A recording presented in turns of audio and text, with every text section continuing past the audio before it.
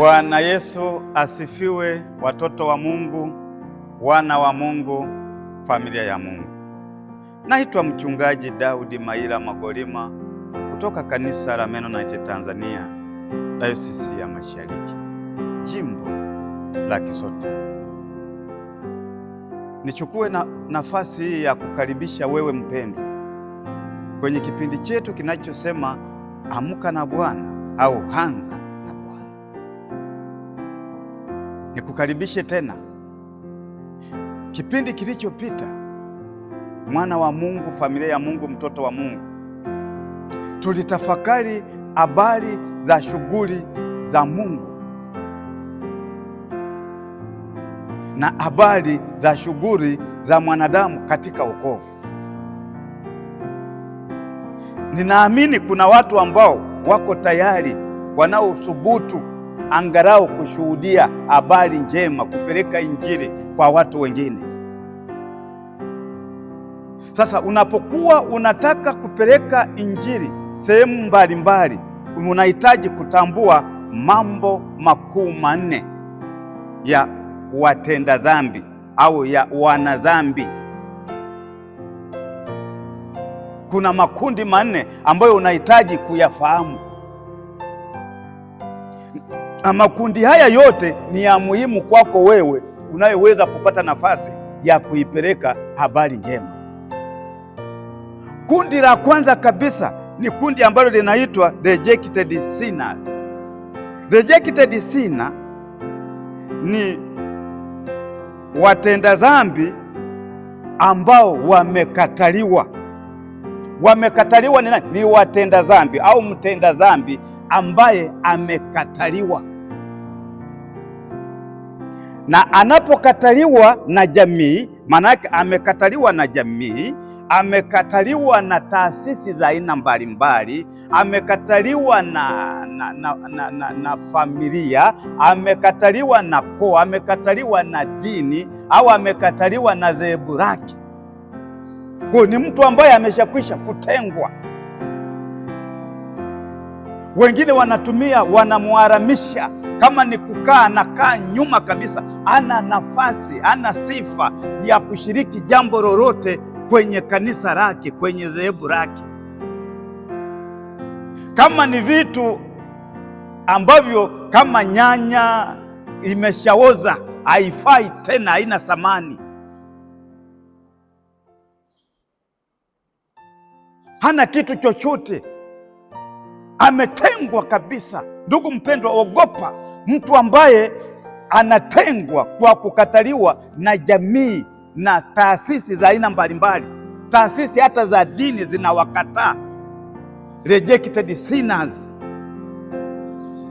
Hana pa kwenda, hana pa kukimbilia, hana hata pa kukanyaga, kwa sababu hana thamani, hafai tena.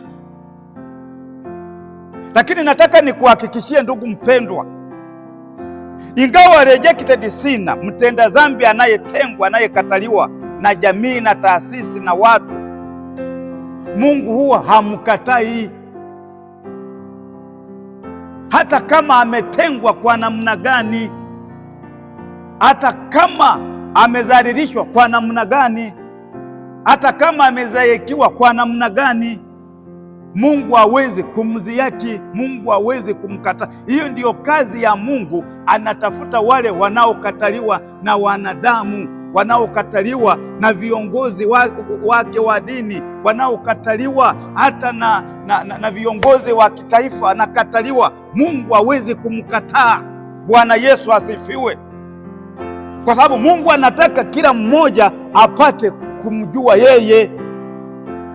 Mtoto wa Mungu, mwana wa Mungu, familia ya Mungu, mwanamke huyu ambaye alikuwa ametengwa, alikuwa amekataliwa, alikuwa haruhusiwi kutembea na mtu yoyote, afai. Ukiwa pamoja naye na wewe unakuwa najisi. Anasema huyu ni najisi, anatunajisi.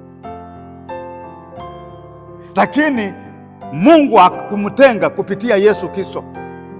Wakati huyu mama anakwenda kwenye kisima kuchota maji, anakutana na Yesu Kristo aliye hai. Bwana Yesu asifiwe. Alipokutana naye, Yesu Kristo akaanza kusemezana naye. Yesu Kristo akaanza kumpa habari njema. Yesu Kristo akaanza kumdadisi. Yesu Kristo akaanza kumwelezea. Yesu Kristo akaanza kumuomba maji, akasema, nipe maji ninywe. Na huyu mwanamke anasema, mimi mbona wewe ni Myahudi na mimi ni Msamaria, hatuwezi kuchangamana na yeye. Yesu Kristo akamwendea, akambadilisha. Alipotambua ya kwamba huyu ni Kristo, jinsi alivyompokea yule mwanamke, alipotambua vile, akarudi kule alikotoka kwenye kijiji kwenda kuambia, nimekutana na mtu ambaye amejua tabia zangu, amejua mwenendo wangu, amejua matendo yangu, amenitabiria. Hakika huyu ndio Masihi ambaye ametamkwa, ambaye amezungumzwa, ambaye amesema, maana amejua mambo yangu yote. Alipowaelezea wale watu waliokuwa wamemtenga yule mwanamke, wakaanza kusadiki, wakamwambia, hakika tumesadiki, maana tumesikia sisi wenyewe. Nataka nikwambie ndugu mpendwa, Yesu alipombadilisha huyu mwanamke akaja akaihubiri Injili, akaja akaihubiri habari njema. Mtu aliyekuwa ametengwa, mtu aliyekuwa amewekwa kando, mtu aliyekuwa ana sifa afai tena. Nataka nikuhakikishie, unaweza ukatengwa na wazazi, unaweza ukatengwa na ndugu na jamaa, unaweza ukatengwa na viongozi wako wa dini, unaweza ukatengwa na viongozi wako wa serikali, unaweza ukatengwa na viongozi wa nyumba kumi, unaweza ukatengwa na kiongozi wako wa mtaa, unaweza ukatengwa na marafiki zako, lakini Yesu hatakutenga kamwe. Hata kama wenzako wanakuona una dhambi ya namna gani, haufai kuchangamana pamoja nao, haufai kutembea pamoja nao, Mungu hatakutenga kamwe. Mungu hatakutenga kamwe. Kinachotakiwa ndugu mpendwa, tafakari tu kwamba mimi nimetenda dhambi, mulilie Bwana. Bwana atakusamehe na Bwana atakubadilisha, kama alivyombadilisha huyu mwanamke aliyekuwa anakwenda kuchota maji wakati wa saa 6, saa 7, saa 8. Masaa haya ni mabaya ndugu mpendwa, wanatembea watu ambao sio wa kawaida. Hata huko vijijini sisi tulikuwa tunaambiwa, hata tulikuwa tunachunga ng'ombe, inapofika wakati wa saa 6, saa 7, saa 8 unapumzisha ng'ombe sehemu fulani, maana wanajua ni masaa mabaya. Lakini mwanamke huyu ndiye aliona haya masaa ndio yanamfaa, maana anapokwenda hata kutana na mtu yoyote, lakini akakutana na Kristo aliye hai, Mungu ambaye hawezi akamtenga mtu. Hata kama wewe ni mtenda dhambi wa namna gani, hata kama wewe umefanya namna gani, Mungu hawezi kukutenga. Ukiwa tayari kumsikiliza, ukampa nafasi, Mungu atakubadilisha na atakugeuza na atakufanya wale waliokutenga watakubaliana na wewe. Huyu mwanamke aliporudi kijijini, akatoa taarifa za Yesu Kristo, akatoa taarifa za mwanaume aliyekutana naye, jinsi alivyomtambua, jinsi alivyojua mambo yake, jinsi alivyoelewa mambo yake, akamshuhudia.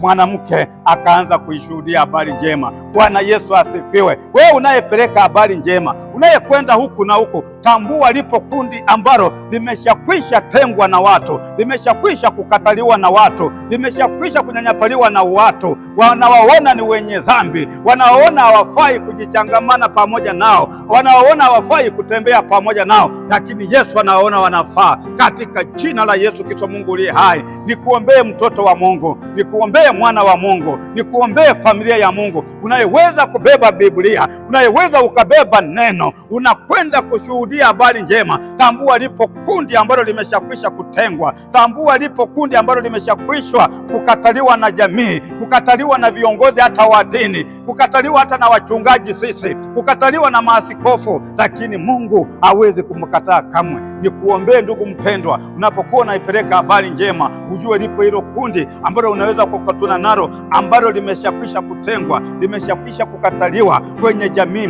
Wewe unayo kazi ya kumhubiria habari. Usije ukambague, usije ukamtenge, usije ukamnyanyapaa. Anayeweza kumnyanyapaa ni yule asiyejua Mungu anachokitaka nini. Ndio maana Mungu kila siku anatafuta wale ambao wamehubiriwa habari njema, awarejesha. Anatafuta akina nani? Watenda dhambi.